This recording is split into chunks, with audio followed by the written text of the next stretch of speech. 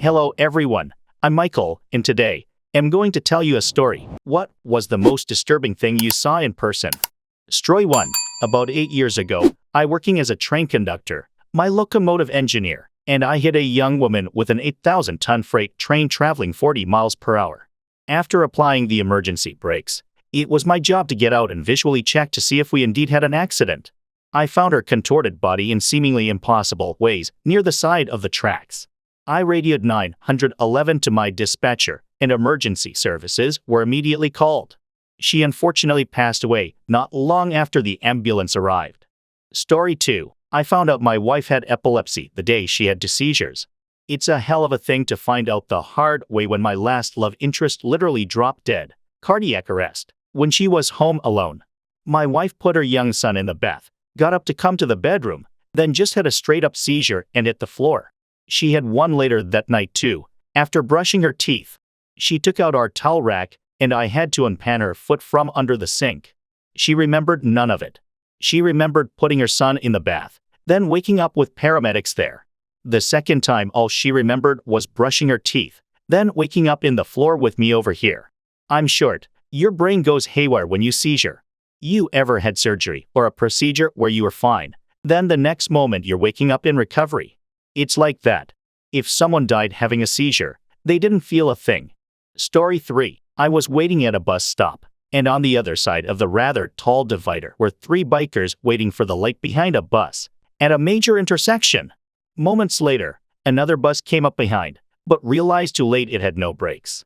Several people injured, but 2 of the 3 bikers were squished to pulp. One was thrown to the pavement on the far side of the road and survived with injuries. I never dared cross the road and look on the other side of that divider. It was in the papers the next morning. Story 4. I was no contact with my abusive, addict mom for many years. She passed in 2020. A sheriff's deputy found her during a wellness check. It was declared that she had been dead for a couple of weeks in July heat with no utilities. My father and I drove to her house the day after they removed her body. You could smell the decomposition from a block away. She had canceled trash services and had 3+ years of garbage bags piled to the ceiling in her garage. There were rats running all over the house. 99.9% of our family pictures were pissed on or eaten by rats and not salvageable. Both of her toilets were out of order and full to the brim with crap. Everything I saw in her house was absolute nightmare fuel. Story 5. My dad died alone in the camper he was living in when he bled out from his alcoholism. I didn't find the body. My brother did, but my sister and I helped him clean the camper so he could sell it. I think I've blocked the memory of the smell. It was summer and we don't know how long he laid there, but I remember blood spattered everywhere like a horror movie, and empty jug after empty jug that had held cheap vodka. I remember tossing the cushion he laid on as unsalvageable, but can't recall exactly what it looked like. I appreciate that my brain is protecting me from a lot of the details. Story 6. My dad runs a logging company, and he always warns me about wood chippers. Everyone should always take extra precaution when operating or being near dangerous machinery like this. No loose clothing. Once one small thing like your sweatshirt, sleeve or something like that gets stuck, it keep on pulling you into its teeth. The danger comes when you panic or forget about the emergency switch, and it all happens so fast. So once that sleeve or something gets stuck, try keeping calm and remembering that emergency switch. Don't get turned into a red mist. Story 7. My best friend and I were supposed to be pet house sitting, and when we showed up on the first day, the owner, guy who hired us, and his brother were both dead in the house. There was a note, and it was ruled a murder-suicide. Younger brother showed up at the house in a drug-fueled rage, and older brother didn't know it was him, and shot him. Then when he realized who it was, he wrote a note and killed himself. Story 8. Was walking through a city with a friend when we saw a guy on a bike, no helmet, come down a steep street right in front of us. Something made his bike flip, and he went headfirst onto the stone cobble street. The cracking noise and the amount of blood was something I'm not going to forget anytime soon.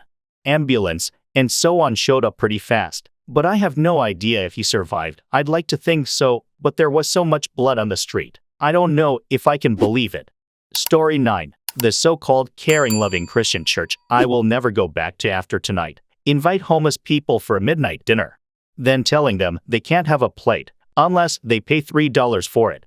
The pastor took a plate out of a homeless dude's hand and said God would feed him. I left my wallet at home, and they didn't even let me, a member of the church, get a plate for my 2-year-old son who was crying. They said, let the paying Christians eat first, and then if there was leftovers we can have someone. He said, God willing and amen. I had to hold back from punching him. I left early and decided after that experience, I'm never going back to church. Tonight broke my heart. I've given up so much for this church. Only now do I realize the credit card readers for donations, twice a service probably, isn't going to feed the homeless like they say, but to buy all those fancy flat screens LG brand TVs all over the church. The pastor has rims on his car. I've been an idiot. While some of the messages were good, after them doing what they did tonight, I'll never go back. Story 10. 3-year-old girl, still in diapers. Full and partial thickness burns over about 30 to 40% body surface area.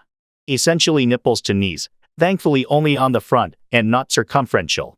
Walked into a house that was clearly being squatted in, trash piles, and filth everywhere, holes in the roof, most of the top floor charred from a fire.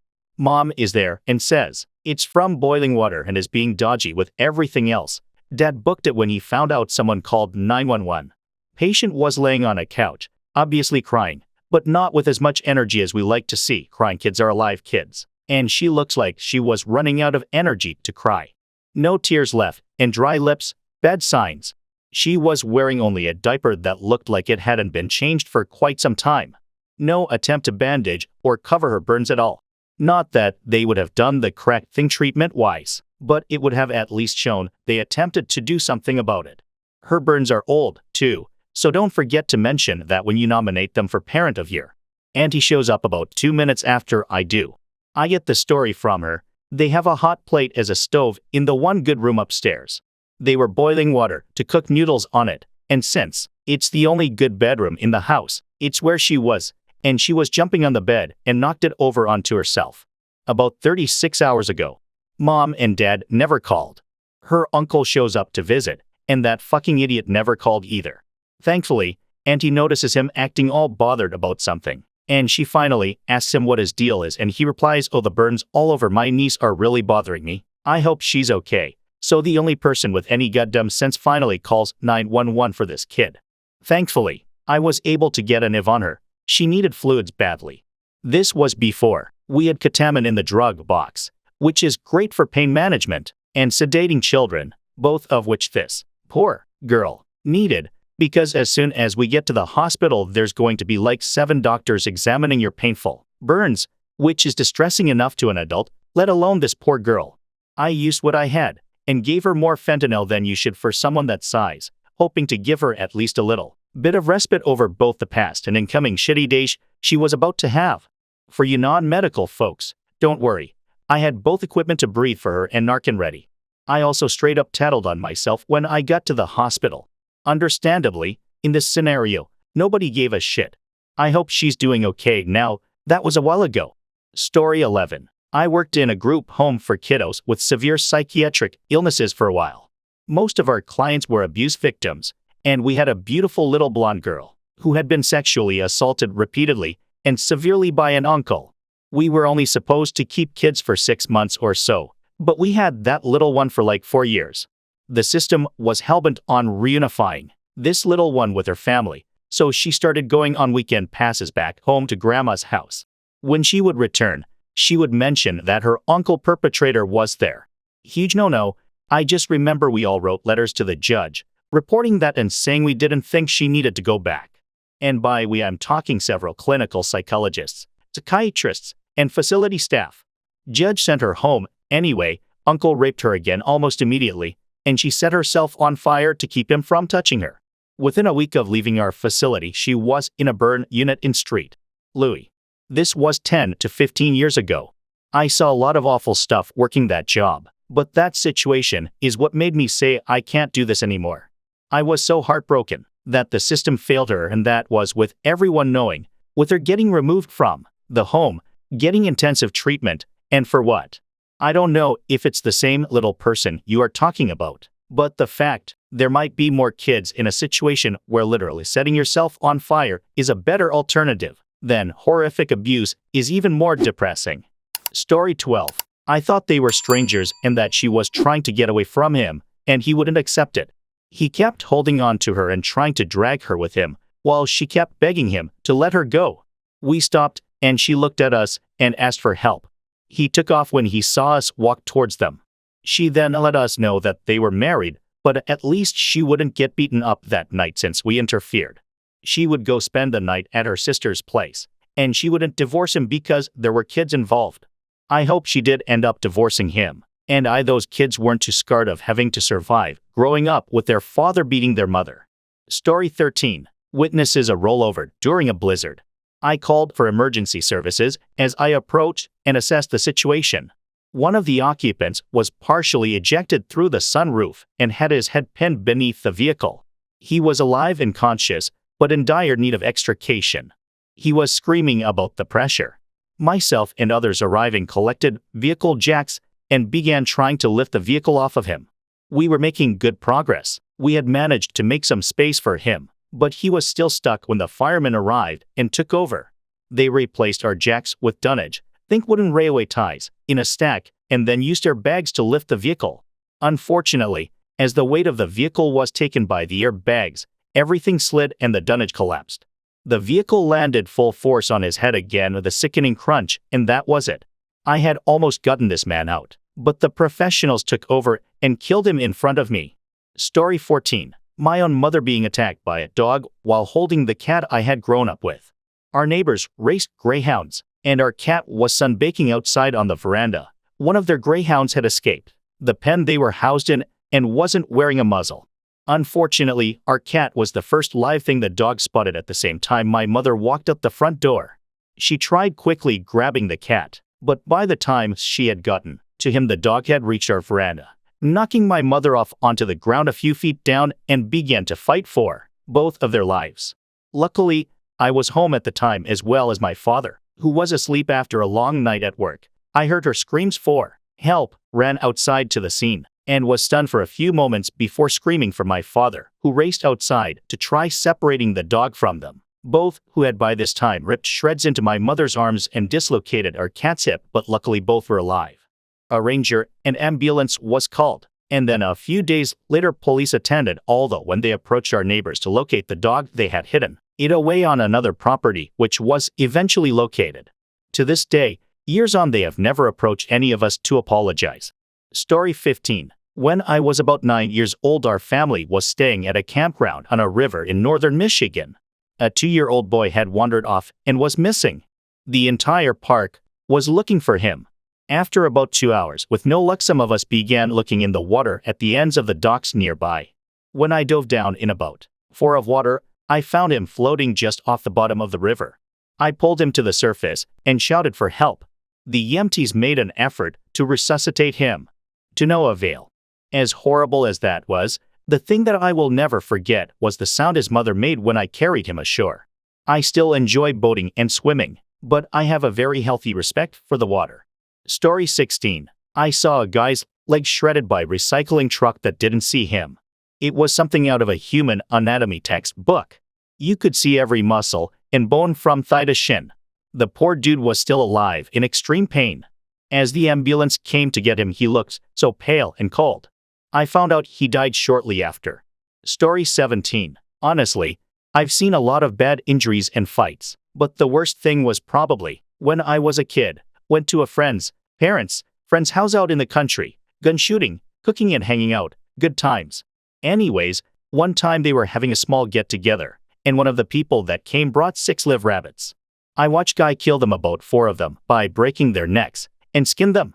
Even taught me how to skin one, which was neat, but then another guy said, "Hey, let me try," proceeded to smack a rabbit full force against the wall, which only knocked it out, and proceeded to just drive a knife under its skin, and the shrieking sound that it made will forever be a noise that I can't forget and honestly makes me so fucking sad. Story 18. Driving home one night, I stopped at a light and caught a glimpse of a street person pulling a shopping cart in the road down the cross street.